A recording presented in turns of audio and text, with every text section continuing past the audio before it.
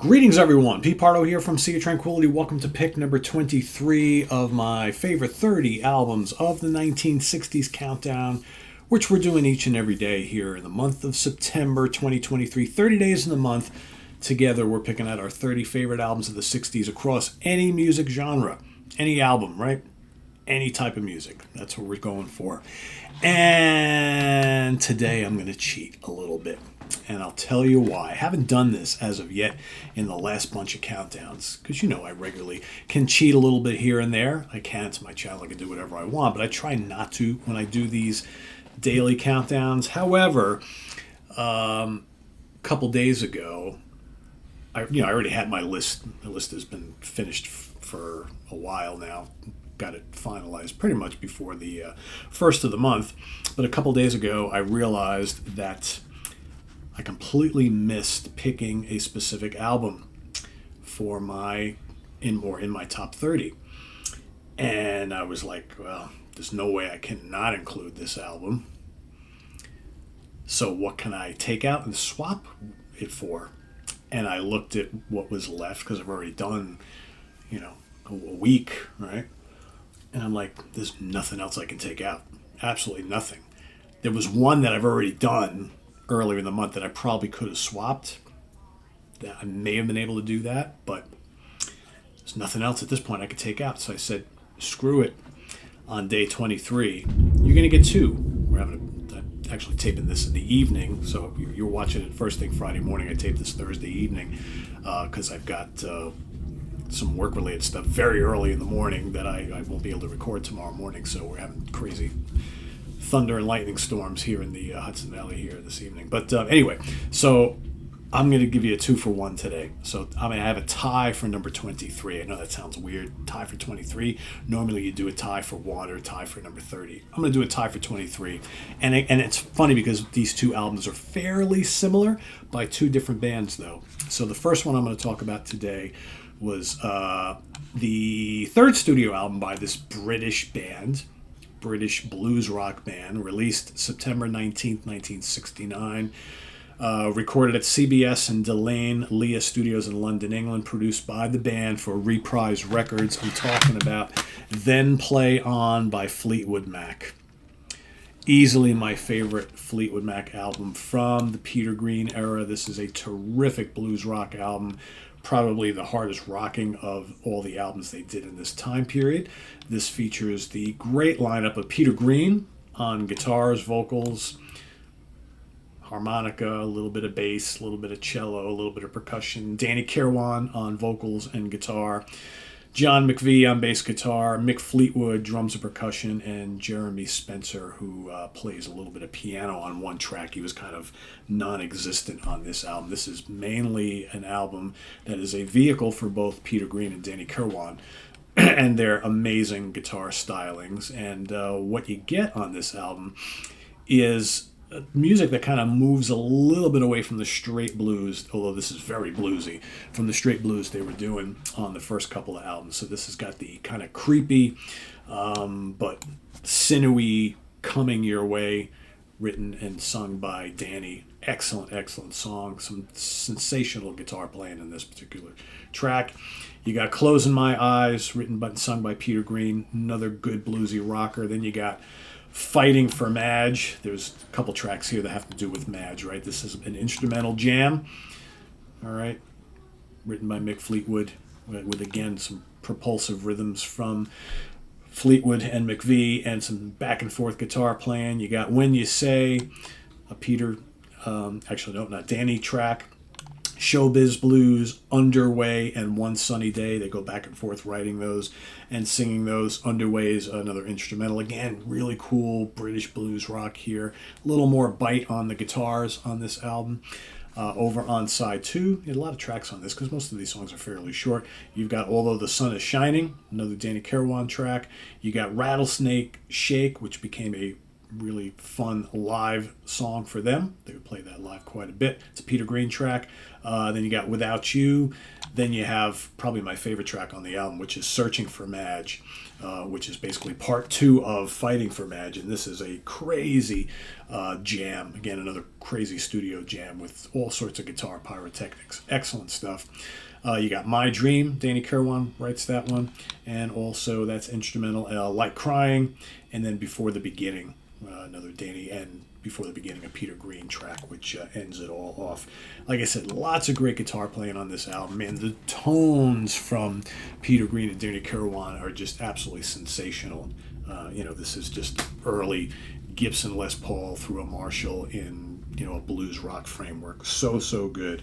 And I like the fact that they emphasize a lot of the rock element in their music here.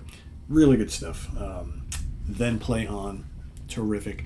This was also engineered by Mr. Martin Birch himself. So let's take a look at some charting position. In Finland, number 13, Germany, number 90, Norway, number 8, UK, number 4, and US Billboard 109. Did not certify, but a pretty notable album from Fleetwood Mac here. Love this one quite a bit. Like I said, this is my favorite from the early Peter Green era. Really dig it quite a bit. And let's take a look at my next one, shall we? So, next one is a debut album from another British blues rock band, released March 14th, 1969. So these weren't released too far from each other. Recorded at Morgan Studios in London, England. Produced by Guy Stevens for Island Records. I'm talking about Tons of Sobs by Free.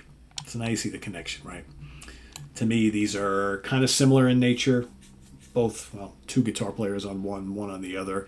Both feature some sensational late 60s British blues rock guitar playing. Both featuring some very bluesy songs. This one features a terrific young singer. Of course, Paul Rodgers, the vocalist, Paul Kossoff, the guitar player, Andy Fraser, the bass player, and Mr. Simon Kirk, the drummer. Andy Johns also did the engineering on this particular one. Mix of covers and originals on here. Over the Green Hills starts it all off. Okay, that leads into Worry. Original song, again, by Paul Rodgers. Then you got Walk in My Shadows. Absolutely terrific. Walk in My Shadow, not Shadows. Original song, but written by the whole band. That's been redone by so many people. After that, Wild Indian Woman's another good one. Then you got Going Down Slow, cover version right there. I'm a Mover, another terrific, gutsy blues rock song. Then their take on The Hunter, Booker T. and Company, Booker T. Jones and Company. That's Booker T and the MGs. The Hunter is just terrific in the hands of these guys. Man, Paul Kossoff so good on this album. Then you got the thrilling slow blues Moonshine, another original song, even better on the live album, the expanded live album to come out a couple years later. Sweet Tooth and Over the Green Hills Part 2 to finish it all off. Terrific album. And again, talk about the guitar tones on the Fleetwood Mac album. The guitar tone of Paul Kossoff is just immense on this album. This really, out of all of their studio albums, this is the only one that's really in this start-to-finish kind of blues rock vein. They would do, little bits of pop and some folky stuff and blues and rock all blended together on all their follow-up albums. This one, though, is just serious blues rock start to finish. And, maybe some of the heaviest tones out of all their albums right on here. So, and again, this one failed to chart in the UK, surprisingly, and reached number 197 in the US. So this one did not really do much of anything for them. Their majority of their success would come on with albums after this one. So, yeah. So those are my picks today for pick number 23. I got to tell you, this was originally at number 23. And this is the one that I realized I totally forgot. And the only reason I remembered is because I saw someone yesterday in the comments put it in theirs, and I was like, oh, how did I forget Tons of Sobs? How did I forget it? There's no way I can have this list without it. So, yeah, there you go. So you're ultimately getting 31 here this month. I'm cheating. I can cheat. It's the only I haven't cheated in months, guys. Haven't cheated in months. So, yeah. So I'm doing it today. Free and Fleetwood Mac, tie for number 23. I'll be good the rest of the way. Trust me, I will. So there you have it. You list your pick for number 23. If you guys want to cheat today too, that's fine. Since I'm cheating, everybody can cheat. And we'll see you tomorrow for pick number 22. Visit us on the web at www.seaoftranquility.org. We're on Facebook. We're on YouTube all together all the damn time. Please subscribe if you haven't already and click on that notification bell so you get alert of all of our content as it posts. And please do hit the like button before you leave. Also down below, down there in the video description, we've got the links to our Ko-Fi page for channel donations, our merch page for all sorts of cool Sea Tranquility stuff. You can't get this Guitar Hack shirt there. You got to go to his merch page for that. But you can get Sea Tranquility stuff. Link down below, as well as our Cameo page for personalized videos from myself, if you so desire. And we'll see you in just a little bit. Martin Popoff's coming in. We're going to the Funhouse. We've got a fun show for you. It's a Q&A show, so tune in, check that out. We'll be answering a bunch of your questions that you guys have submitted from the last week. And what do we got tomorrow? Also later today, Ken Golden. The Professor's Picks coming up later this afternoon. And then tomorrow we got the UK Connection. It's another AOR Melodic Rock episode. We're going to take a look at albums from Billy Squier, Romeo's Daughter, and Uriah Heep. Uriah Heep, Equator, Romeo's Daughter, self-titled debut, and Emotions by Billy Squier. Those are the albums we're looking at tomorrow. And then, of course, ranking the albums on Sunday. I'll be joined by Grant Arthur. We're going to be ranking the catalog, the 10 studio albums from Sly and the Family Stone. Going to get a little funky on Sunday. So, till then, I am Pete Pardo. Thanks for watching, everybody. So long.